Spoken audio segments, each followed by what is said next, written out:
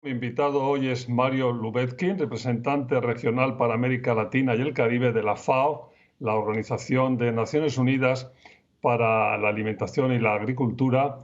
Mario, un placer recibirte en Globo Economía. Bienvenido. Muchas gracias, José Antonio, y gracias por la invitación. Gracias a ti por estar con nosotros y por dedicar la próxima media hora a, bueno, hablar, conversar, intentar analizar una de las situaciones más urgentes que tiene el mundo sobre la mesa, que es la crisis alimentaria. Para alguien que no esté muy al tanto de la gran hecatombe que estamos viviendo, ¿cómo la describirías? ¿Qué está pasando? Bueno, yo creo que los números los describen de por sí, más allá de que cuando estamos hablando de seres humanos, los números a veces no expresan y parecen cosas frías. Pero bueno, cuando nuestros datos como FAO señalan de que en este momento hay cerca de 830 millones de personas que pasan hambre y que cerca de 3.000 millones de personas no se nutren bien. Estamos hablando de números muy fuertes, estamos hablando de muchísimos seres humanos que están en una situación dramática y con un punto muy grave, que es que las cifras van creciendo después de años, unos cuantos años atrás, en los cuales, por suerte, en aquel momento, las cifras se iban reduciendo. Y la acumulación de datos no van en el mejor sentido y dejan extraordinarias preocupaciones acerca de cuál puede ser el futuro. Tú lo has señalado bien, estamos en una crisis alimentaria severa, como nunca se había planteado, creo, en la historia de los últimos decenios.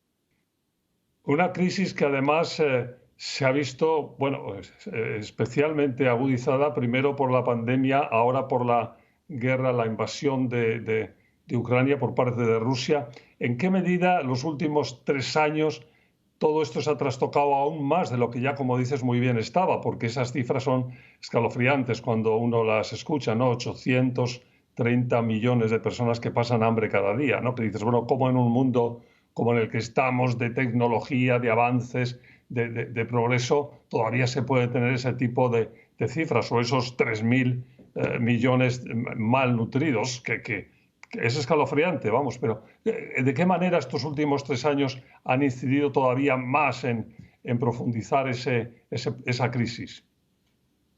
Yo creo, José Antonio, que se combinaron tres aspectos. El primero es efectivamente una crisis estructural sobre la situación de hambre para los sectores más carenciados, y eso estaba antes del COVID. O sea, era un periodo previo al COVID, no es que inició con el COVID. El COVID agravó esta situación, estos 2, 3 años en la cual todos sufrimos esta realidad. Los efectos se están empezando a ver ahora y se ven desde el punto de vista económico y naturalmente se ven desde el punto de vista social, los niveles de inversión que se han tenido que hacer, los aumentos de los déficits como para tratar de relanzar escenarios económicos, todo va de la mano del efecto social y viceversa, porque nada de estos números podemos pensarlos sin entender de que también aquí nos jugamos parte del propio desarrollo socioeconómico de nuestros países. Pero si al tema del COVID se le agregó el tema de la guerra, digamos que entre los efectos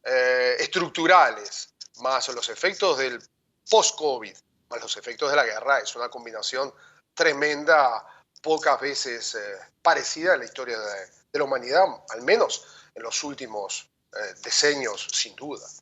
Y en este bloque decíamos, Mario, la situación en América Latina y el Caribe. ¿Cuáles son ahí las coordenadas de la situación en este momento? Vayamos nuevamente a los números. Los números indican de que en América Latina y el Caribe más de 56 millones de personas están en una situación de hambre. Estamos hablando y son cifras importantes.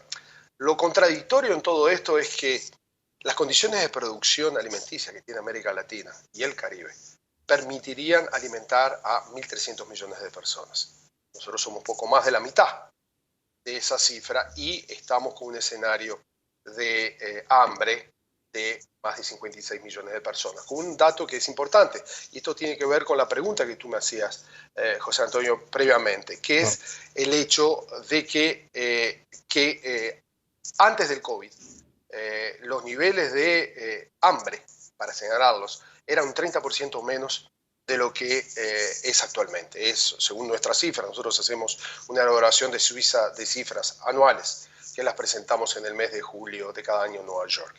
Y lo que nos indica es que ya el dato COVID o el dato post-COVID ha determinado un aumento notable del tema del hambre. Y cuando hablamos de la guerra, como tú lo señalaste anteriormente, aún tenemos que esperar cuáles son los efectos, porque datos potenciales tenemos, pero tú sabes que para entender los procesos se necesita tiempo, pero si nosotros pensamos de que dependemos del 85% de los fertilizantes que vienen de los dos países que están en guerra, si nosotros pensamos de que un buen número de países de la región dependen de la importación de cereales, de los países que están hoy en guerra, y tenemos que entender qué es lo que va a pasar en los próximos meses, sin duda la alarma solamente crece. ¿Cuáles son las regiones, los países con mayores problemas en este momento en nuestra región? Bueno, sin duda son los países que tienen un menor desarrollo económico y que tienen una mayor dependencia a los factores de importación. Sin duda, cuando hablamos de importación de cereales, mira, aquí tengo datos que son muy marcantes. 26 de los 33 países importadores netos de trigo, de los 33 países de América Latina, 26 países son importadores netos de trigo, y de los 33 países, 13 países de la región son importadores netos de maíz. Y básicamente están en varios de los países del Caribe y en varios de los países de Centroamérica, que son realidades sin duda más vulnerables a este proceso y exige, por lo tanto, mecanismos de solución diferentes a como lo estamos planteando, para que la situación no vuelva a agravarse a niveles realmente difíciles de manejar.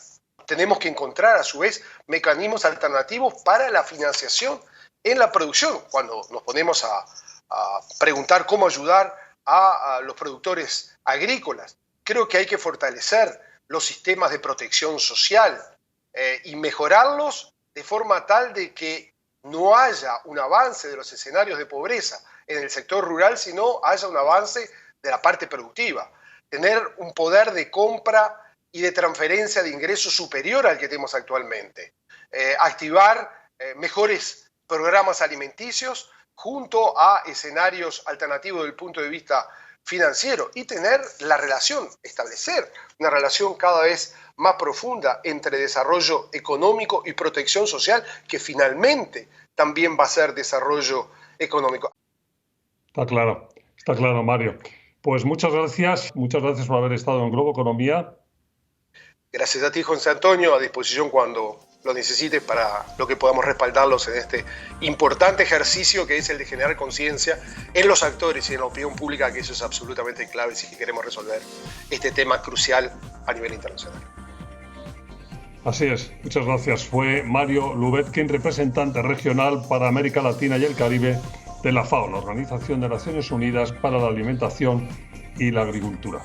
Gracias a ustedes por su atención. Recuerden que estamos todas las semanas en nuestros horarios habituales o cuando ustedes lo deseen en el podcast de Globo Economía. Hasta la próxima semana.